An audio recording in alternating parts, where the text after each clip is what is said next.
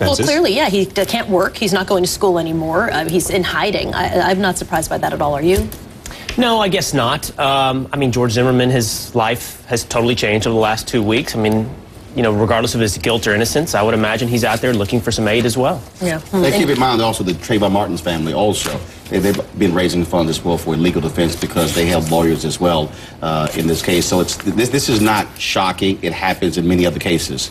We see it all the time. So on his website, he has written this. On Sunday, February 26th, I was involved in a life-altering event, which led me to become the subject of intense media coverage. As a result of the incident and subsequent media coverage, I've been forced to leave my home, my school, my employer, my family, and ultimately my entire life. He goes on to say that the website's sole purpose is to solicit donations to help fund his defense, if in fact that is needed. It comes out the same day that the Florida Special Prosecutor Angela Corey said she's not going to convene a grand jury in the case.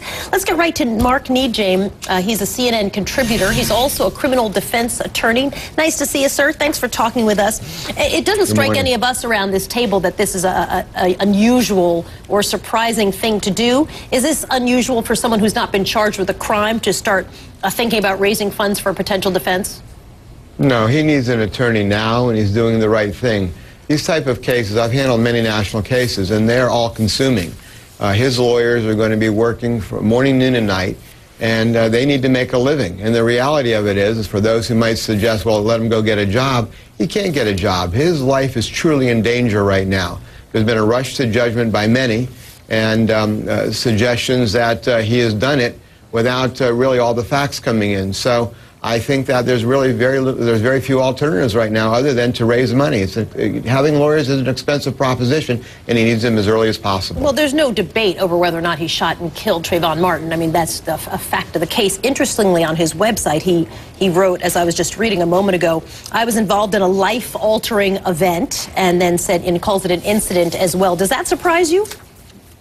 No, I mean, that sounds like his lawyers helped word it, that he can't make any admissions or confessions, and it's best that he not. I mean, there's no reason to expand beyond that. We all know that, in fact, he was the shooter. The issue is legally whether it was justified or not under Florida's law. So, no, I think that they guarded their words appropriately, and I'm impressed with the fact that he was honest about it. He said he was using it for living expenses and just not legal expenses.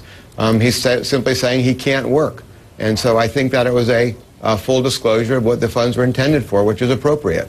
As a defense attorney, would you ever advise a client, let's say it does move forward, and he starts using the website as more than just a place to get funds, but also to have a conversation, which people often do on their own websites. You know, here's my position, here's what I'm doing, here's how I can talk to my people. I have to imagine as a defense attorney, you would think that would potentially be a disaster. Of course. So anytime you talk, those comments are going to be used against you. I mean, there are cases when you're going to want a client to talk. This is not one of them. This is a case where we need to wait for all the evidence to come out so we can better and fully assess what in fact happened and whether the acts fit into Florida's law or not. And then I think there's going to be a substantial debate, even far beyond what we're going through now, about is Florida's law proper? And the whole issue about people's rights to arm themselves and where they should arm themselves and when they can use those weapons. So this is going to not only deal with this specific issue, but I think the debate's going to be far, far greater. Yeah, clearly, I would agree with you that stand your ground is going to, be closely examined. Angela Corey decided, as you well know, not to take the case to the grand jury, and many people, regardless of how their perspective on the case, have called her courageous for not doing that. Explain that to me. Why is that courageous? Well, typically, when you have a controversial case, a high publicity case, it's very easy for the prosecutor to hide behind the grand jury and simply take political shelter from the decision of the grand jury, which she has done and which she's always done. Apparently, she goes, I don't go to the grand jury. I fully investigate my case, and then I make a decision about which charges, if any, to bring against the accused. And apparently she's staying consistent with this, as she has in all of her previous cases. She announced early on that she does not typically go to the grand jury, in fact, never goes to the grand jury, and I think this is consistent. It would be very easy in a case like this to say, the people have spoken with the grand jury. She's choosing not to do that. The fact of the matter, though, is that she's got some very serious decisions to make, and I think she's going to go ahead and really do an exhaustive examination, far more than far more investigation than a grand jury would be able to do, sitting and then listening to the evidence come in. Hi, Mark. Will Kane, does the fact that Angela Corey has decided not to go to a grand jury indicate to you one way or another whether or not she intends to bring charges at all?